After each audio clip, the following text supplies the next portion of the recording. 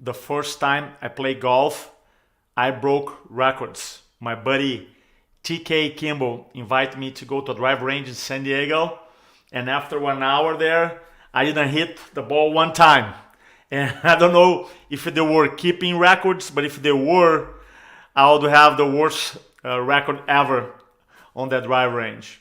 Now, in Brazil, I never played golf before, because growing up in Brazil at that time, to play golf, you had to have a lot of money and you need to have a membership in a golf course, which was not my case. So I never pay attention to golf, never watch a game on TV. I know there's the PGA Tour. And I always wonder, how come someone actually spend time watching people play golf? Such a boring sport. Well, recently I watched a couple episodes of Full Swing on Netflix, the documentary, and it's amazing. And now I'm hooked. In the weekends, now I can't wait to watch the rest of the series.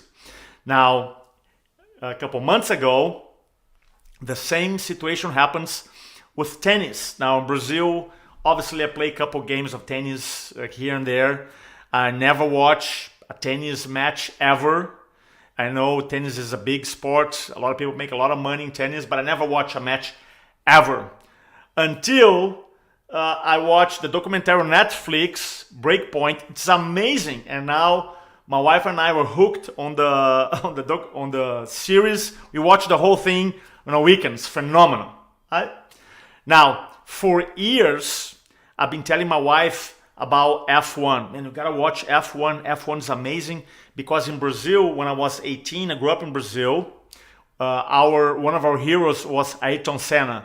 Around 1988, 89 or so, he won a lot of races, became champion, and the Brazilian soccer team wasn't doing very well. So Ayrton Senna became super popular. Anybody who had a TV had something to do on Sunday afternoon, including my family. I remember watching the F1 races, and the whole family watching.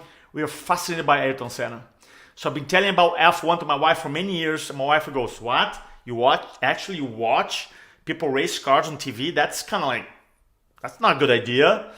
Until we watched one episode of F1's Drive to Survive on Netflix episode. I believe that's the name. And it's amazing. Now they have like, I don't know, they have so many episodes, and we watch all of them, and my wife loves it, and I love it too.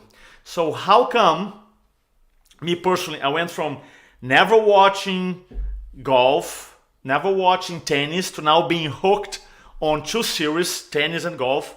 How come my wife didn't care about F1 ever, and now she's hooked on the F1 series? How is that possible? How is that possible? The answer is simple. Storytelling.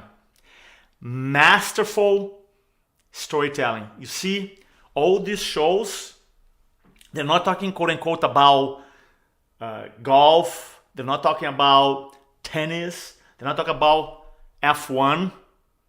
For the most part, they're talking about the stories behind the players who play golf, tennis, or drive F1 cars. The story behind it.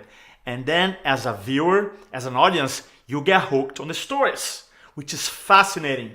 So if you have a product, if you have a service, if you have an idea and you want to amplify the product, the idea, the service, if you want to make more money, you want to help more people, one of the things that you can do is to find the stories behind your product, your service, your idea. We all know the saying that facts tell, stories sell. That's the point here, is that you can get any product, any service, any idea, and you can quote unquote storyfy by applying stories or a major story behind your offer. Hopefully I can show you one of our influencing from the front programs. We spend 3 days talking about business storytelling and how you can use effectively to communicate your message. Don't speak to inform,